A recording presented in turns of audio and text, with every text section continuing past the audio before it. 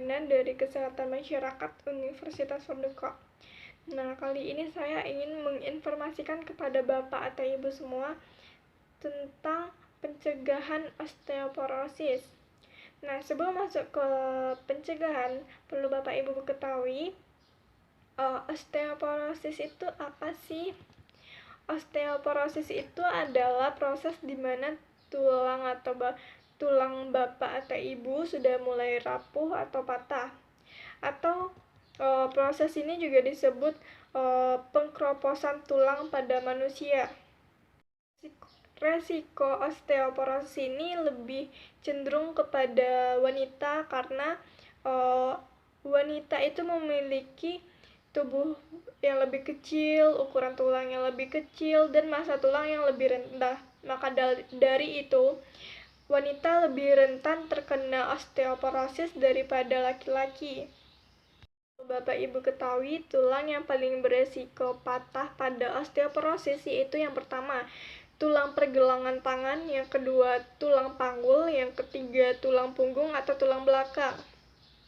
Sebelumnya, apakah Bapak atau Ibu sudah mengetahui gejala osteoporosis? Kalau masih ada Bapak atau Ibu yang belum mengetahui gejala osteoporosis, di sini saya mencoba menjelaskan apa-apa saja sih gejala osteoporosis itu. Nah, yang pertama yaitu sakit punggung yang semakin parah jika telah terjadi patah tulang. Yang kedua, nyeri tulang atau biasa orang awam kenal dengan sensasi ngilu. Yang ketiga, fraktur atau mudah patah. Yang keempat yaitu tinggi berkurang akibat pembungkukan tulang. Yang keempat yaitu sakit leher semakin parah jika terjadi patah tulang belakang. Nah, di sini saya menunjukkan gambar perbedaan struktur tulang orang normal dan struktur tulang orang yang sudah terkena osteoporosis. Dapat dilihat di sini struktur tulang orang yang normal yaitu tegak lurus, sedangkan tulang seseorang yang telah terkena osteoporosis itu sedikit membungkuk ke depan. Nah, selanjutnya kita masuk pada tahap diagnosis. Diagnosis osteoporosis ini terdapat 3 macam, yaitu yang pertama densitometri DEXA, yang kedua densitometri ultrasound, yang ketiga yaitu pemeriksaan CT.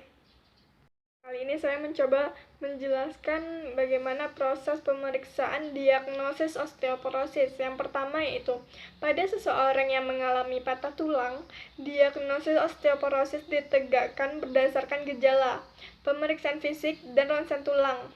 Yang kedua, pemeriksaan lebih lanjut mungkin diperlukan untuk menyingkirkan keadaan lainnya yang bisa diatasi yang bisa menyebabkan osteoporosis.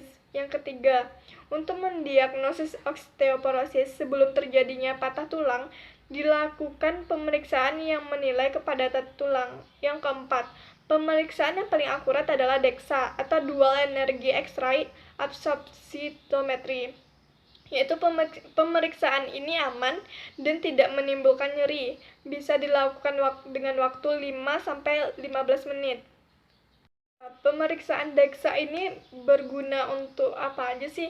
DEXA ini sangat berguna, yaitu untuk wanita yang memiliki resiko menderita osteoporosis, penderita yang diagnosisnya belum pasti, penderita yang hasil pengobatannya harus dinilai secara akurat. Selanjutnya kita masuk pada penyebab osteoporosis itu apa aja sih?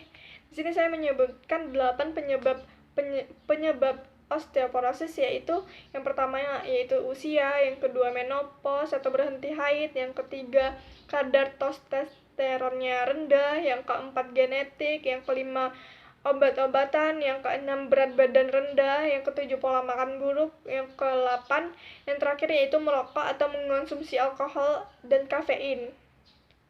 Dan selanjutnya nih, kita masuk pada tahap faktor resiko osteoporosis. Di sini saya menjelaskan 2 faktor resiko, yaitu faktor resiko yang dapat dimodifikasi dan faktor resiko yang tidak dapat dimodifikasi. Yang pertama yaitu yang tidak dapat dimodifikasi, yaitu seperti usia tua, jenis kelamin wanita, riwayat keluarga dengan osteoporosis. Nah, yang kedua yaitu yang dapat dimodifikasi, seperti konsumsi alkohol secara berlebihan, merokok, kekurangan vitamin D, kekurangan kalsium, berat badan yang kurang, dan konsumsi minuman bersoda yang berlebihan atau konsumsi obat-obatan tertentu. Atau kadang-kadang obat ini tidak dapat dihentikan karena dibutuhkan untuk penyakit lain. Akhirnya nih kita masuk pada proses pencegahan osteoporosis. Bagaimana sih cara pencegahan osteoporosis ini? Di sini ada 3 faktor penting untuk menjaga kesehatan tulang, antara lain yaitu yang pertama, cukupi asupan kalsium yang dapat ditemukan pada susu. Lalu kacang almond, brokoli, bayam, kubis, ikan salmon kalengan dengan tulangnya, ikan sarden dan kacang-kacangan dan tahu. Yang kedua, cukupi asupan vitamin D yang dapat ditemukan pada minyak ikan tuna. Terus yang ketiga, berolahragalah secara teratur. Nah, setelah saya menyebutkan bagaimana cara pencegahan osteoporosis tadi, selanjutnya kita masuk pada bagaimana cara pengobatan penyakit osteoporosis ini. Nah, ada beberapa obat-obatan seperti bisphosphonates, terus selektif reseptor estrogen seperti raloxifene, calcitonin, denosumab, dan anabolik teriparatide. Nah, di sini obat-obatan ini berfungsi untuk meningkatkan kepadatan tulang. Lalu, wanita pasca menopause yang menderita osteoporosis juga bisa mendapatkan estrogen atau biasanya bersama dengan progesteron atau alendronat yang bisa memperlambat atau menghentikan penyakitnya. Yang ketiga, bifosfonat yang juga digunakan untuk mengobati osteoporosis. Nah, sekian informasi saya tentang bagaimana pencegahan osteoporosis. Saya harap Bapak atau Ibu semua paham atas materi yang saya sampaikan tadi. Apabila ada salah-salah kata, saya akhiri dengan Assalamualaikum warahmatullahi wabarakatuh.